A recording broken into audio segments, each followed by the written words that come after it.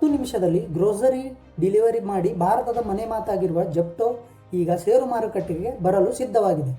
9,500 ರೂಪಾಯಿ ಕೋಟಿಗೂ ಹೆಚ್ಚು ಮೌಲ್ಯದ IPO ಸೇಬಿ ಗ್ರೀನ್ ಸಿಗ್ನಲ್.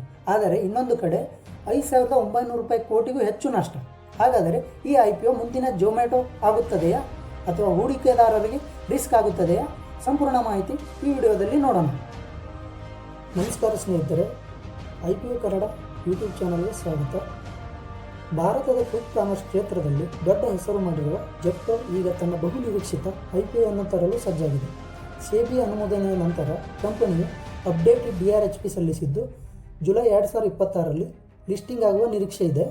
ಇಂದು ನಾವು ತಿಳಿದುಕೊಳ್ಳೋಣ ಜೆಪ್ಟೋ IPO ಗಾತ್ರ ಎಷ್ಟು, ಕಂಪನಿಯ ಹಣಕಾಸು ಸ್ಥಿತಿ ಹೇಗಿದೆ, ಯಾರು ಷೇರು ಮಾರುತ್ತಿದ್ದಾರೆ, ಪ್ರಮುಖ ರಿಸ್ಕ್ಗಳು ಯಾವ್ಯಾವು, IPOಗೆ ಅರ್ಜಿ ಹಾಕಬೇಕಾ, ಜೆಪ್ಟೋ ಕಂಪನಿ ಏನು ಮಾಡುತ್ತದೆ. 2021ರಲ್ಲಿ ಆದಿತ್ಯ ಪಾಲಿಚಾ ಮತ್ತು ಕೈವಲ್ಯ ವೋಹ್ರಾ ಸ್ಥಾಪಿಸಿದ ಜೆಪ್ಟೋ 10 ನಿಮಿಷದಲ್ಲಿ ಗ್ರೋಸರಿ ಮತ್ತು ದೈನಂದಿನ ವಸ್ತುಗಳನ್ನು ಗ್ರಾಹಕರಿಗೆ ತಲುಪಿಸುವ ಕ್ವಿಕ್ ಕಾಮರ್ಸ್ ಕಂಪನಿ. ಇಂದು ಬ್ಲಿಂಕಿಟ್, ಸ್ವಿಗ್ಗಿ, ಇನ್ಸ್ಟಾಮಾರ್ಟ್, ಬಿಗ್ ಬಾಸ್ಕೆಟ್ ಹಾಗೂ ಅಮೆಜಾನ್ ಪ್ರೆಸ್ ಜೊತೆ ತಿರುವ ಸ್ಪರ್ಧೆ ನಡೆಸುತ್ತಿದೆ. IPO ಗಾತ್ರ ಎಷ್ಟು? ಜೆಪ್ಟೋ IPOಲ್ಲಿ ಫ್ರೆಶ್ ಇಶ್ಯೂ 8,010 ಕೋಟಿ ರೂಪಾಯಿ, ಆಫರ್ ಫಾರ್ ಸೇಲ್ ಸುಮಾರು 11.35 ಕೋಟಿ ಷೇರುಗಳು. ಒಟ್ಟು IPO ಗಾತ್ರ ಸುಮಾರು 9,500 ಕೋಟಿ ರೂಪಾಯಿಯಿಂದ 10,000 ಕೋಟಿ ರೂಪಾಯಿವರೆಗೂ. ಇದು 2026ರ ಅತ್ಯಂತ ದೊಡ್ಡ ಟೆಕ್ IPOಗಳಲ್ಲಿ ಒಂದಾಗಲಿದೆ. ಸೇಬಿ ಅಪ್ರೂವಲ್ ಸಿಕ್ಕಿದೆಯಾ? ಹೌದು, ಜೆಪ್ಟೋ ಡಿಸೆಂಬರ್ 2025ರಲ್ಲಿ ಕಾನ್ಫಿಡೆಂಟಲ್ ರೂಟ್ ಮೂಲಕ IPO ದಾಖಲೆ ಸಲ್ಲಿಸಿತ್ತು. ಸೇಬಿ ಮೇ 26ರಲ್ಲಿ ಅನುಮೋದನೆ ನೀಡಿದೆ. ಅದರ ನಂತರ ಕಂಪನಿಯು ಅಪ್ಡೇಟೆಡ್ DRHP ಸಲ್ಲಿಸಿದೆ. ಅಂದರೆ IPOಗೆ ಬರಲು ಈಗ ದಾರಿ ಬಹುತೇಕ ಕ್ಲಿಯರ್ ಆಗಿದೆ. ಕಂಪನಿಯ ಹಣಕಾಸು ಸ್ಥಿತಿ ಹೇಗಿದೆ? ಇದೀಗ ಅತ್ಯಂತ ಮುಖ್ಯ ವಿಷಯ. 2026 ಫೈನಾನ್ಷಿಯಲ್ ಇಯರ್ ರೆವೆನ್ಯೂ ಸುಮಾರು 22,624 ಕೋಟಿ ರೂಪಾಯಿ. ಫೈನಾನ್ಷಿಯಲ್ ಇಯರ್ 2026 ನೆಟ್ ಲಾಸ್ ಸುಮಾರು 5,905 ಕೋಟಿ ರೂಪಾಯಿ. ಅಂದರೆ ಕಂಪನಿಯ ಆದಾಯ ಭಾರೀ ಪ್ರಮಾಣದಲ್ಲಿ ಹೆಚ್ಚಾಗಿದೆ, ಆದರೆ ನಷ್ಟವೂ ಹೆಚ್ಚಾಗಿದೆ. ಇದೇ ಹೂಡಿಕೆದಾರರು ಗಮನಿಸಬೇಕಾದ ಪ್ರಮುಖ ವಿಷಯ. IPO ಹಣವನ್ನು ಎಲ್ಲಿ ಬಳಸುತ್ತಾರೆ? ಕಂಪನಿ IPO ಮೂಲಕ ಸಂಗ್ರಹವಾಗುವ ಹಣವನ್ನು ಹೊಸ ಡಾರ್ಕ್ ಸ್ಟೋರ್ಸ್ ಆರಂಭಿಸಲು, ಟೆಕ್ನಾಲಜಿ ಇನ್ಫ್ರಾಸ್ಟ್ರಕ್ಚರ್ ಅಭಿವೃದ್ಧಿಗೆ, ಕ್ಲೌಡ್ ಸಿಸ್ಟಮ್ಸ್ಗೆ ಹಾಗೂ ಮಾರ್ಕೆಟಿಂಗ್ಗೆ ಬಳಸಲು ಯೋಜಿಸಿದೆ. ಯಾರು ಷೇರುಗಳನ್ನು ಮಾರುತ್ತಿದ್ದಾರೆ? IPOಯಲ್ಲಿ Nexus Ventures, Contrary, Roger Ventures ಮತ್ತು ಕೈಸರ್ ಫೌಂಡೇಶನ್ ಮುಂತಾದ ಹೂಡಿಕೆದಾರರು ತಮ್ಮ ಷೇರುಗಳ ಭಾಗವನ್ನು ಮಾರಾಟ ಮಾಡುತ್ತಿದ್ದಾರೆ. ಆದರೆ ಗಮನಾರ್ಹ ವಿಷಯ ಏನೆಂದರೆ ಜೆಪ್ಟೋ ಸಂಸ್ಥಾಪಕರಾದ ಆದಿತ್ಯ ಪಾಲಿಚಾ ಮತ್ತು ಕೈವಲ್ಯ ವೋಹ್ರಾ ಅವರು ತಮ್ಮ ಯಾವುದೇ ಷೇರುಗಳನ್ನು ಮಾರಾಟ ಮಾಡುತ್ತಿಲ್ಲ.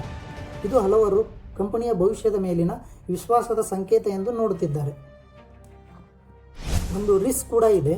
ಕಂಪನಿಯ DRHP ಪ್ರಕಾರ ಎನ್ಫೋರ್ಸ್ಮೆಂಟ್ ಡೈರೆಕ್ಟರೇಟ್ ಅಂದರೆ ED ಸಂಸ್ಥೆ 2026ರಲ್ಲಿ ಕಂಪನಿಯ ಸಂಸ್ಥಾಪಕರಿಂದ ಕೆಲವು ಮಾಹಿತಿ ಕೇಳಿತ್ತು. ಆದರೆ ಕಂಪನಿಯ ಪ್ರಕಾರ ಅವರು ಅಗತ್ಯ ಮಾಹಿತಿಯನ್ನು ಸಲ್ಲಿಸಿದ್ದು ನಂತರ ಯಾವುದೇ ಹೆಚ್ಚುವರಿ ಕ್ರಮದ ಮಾಹಿತಿ ಬಂದಿಲ್ಲ ಎಂದು ಹೇಳಲಾಗಿದೆ. ಮಾರುಕಟ್ಟೆಯಲ್ಲಿ ಹೂಡಿಕೆದಾರರ ಅಭಿಪ್ರಾಯ ಏನು? ಕೆಲವರು ಜೆಪ್ಟೋದ ವೇಗದ ಬೆಳವಣಿಗೆಯನ್ನು ಮೆಚ್ಚುತ್ತಿದ್ದಾರೆ.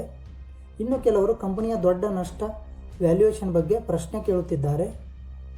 ಹೂಡಿಕೆದಾರರ ಚರ್ಚೆಗಳಲ್ಲಿ ಲಾಭದಾಯಕತೆಯ ಪ್ರಮುಖ ಚರ್ಚೆಯ ವಿಷಯವಾಗಿದೆ.